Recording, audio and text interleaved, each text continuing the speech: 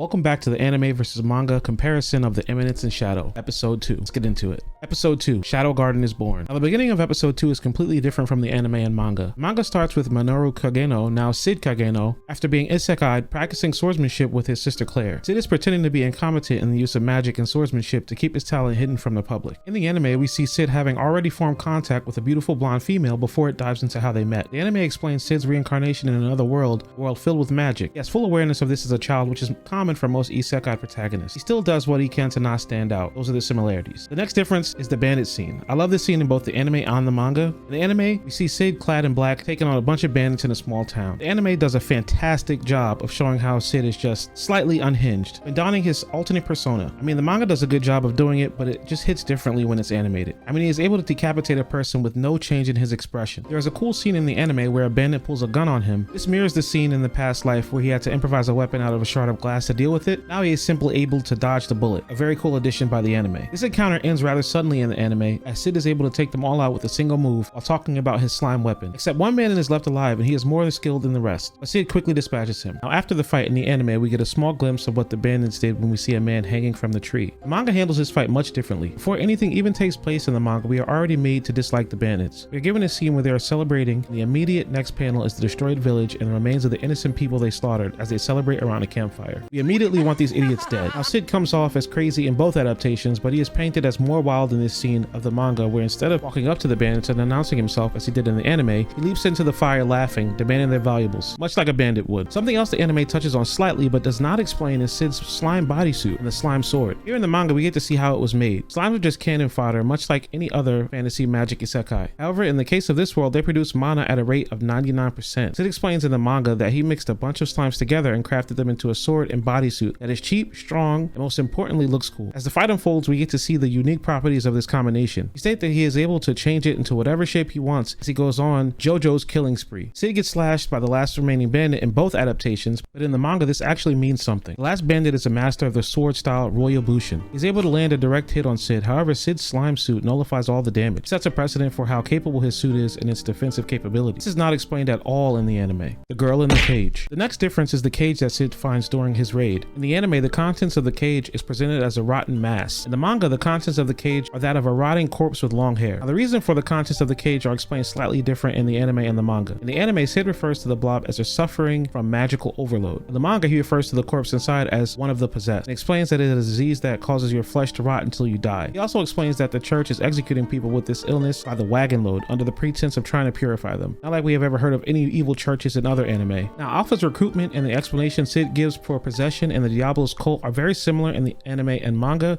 so I don't feel the need to include them. However, there was one scene in the anime where when thinking of a name, he looks at a bottle of alcohol. Now, I'm not sure if that's a real bottle of alcohol, and I don't feel like looking into it. If anybody knows, let me know. 3-year time skip. 3 years have passed in both the anime and the manga, and Sid and Alpha are now 13 and his sister Claire is 15. The anime opens with Sid training with his sister Claire, again hiding his true talent, but an important piece of information is given with this scene. While training with his sister, Sid's inner thoughts explain that fencing in this current world is straightforward and unsophisticated. He is able to combine his martial arts training from his previous life to the current swordsmanship to take it to new heights. This is an important theme throughout the story. Sid's sister Claire is kidnapped in both iterations, but there are some slight differences. In Sid's fight with Count Grease, the anime does an amazing job where the manga lacks. In the manga, Sid decides he wants to give the Count a masterclass in how to fight more efficiently. However, he does not explain what he means. In the anime, Sid explains exactly how to fight more efficiently. The 3 lessons. Lesson 1. Concentrate a minimum amount of magical energy in your feet for speed. Lesson 2. Roughly boils down to distance is everything. Once you have the proper distance from your opponent, speed and strength are unnecessary, which Sid demonstrates by deflecting a blade from the Count with minimal effort. Lesson 3.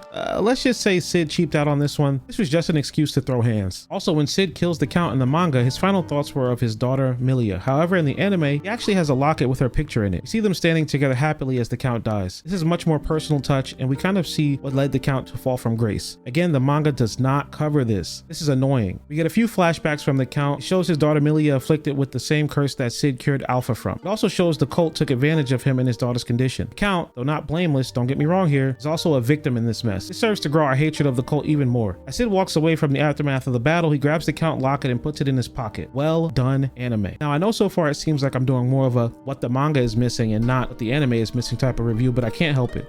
The end has a lot of little nuggets that add more information and give context to some things. I'm a fan of both though. If you would like me to cover episode 3 and beyond, let me know. Also, let me know if you prefer the manga to the anime. If you liked the video, please consider liking and subscribing. The usual YouTube plug. Thank you and see you in the next.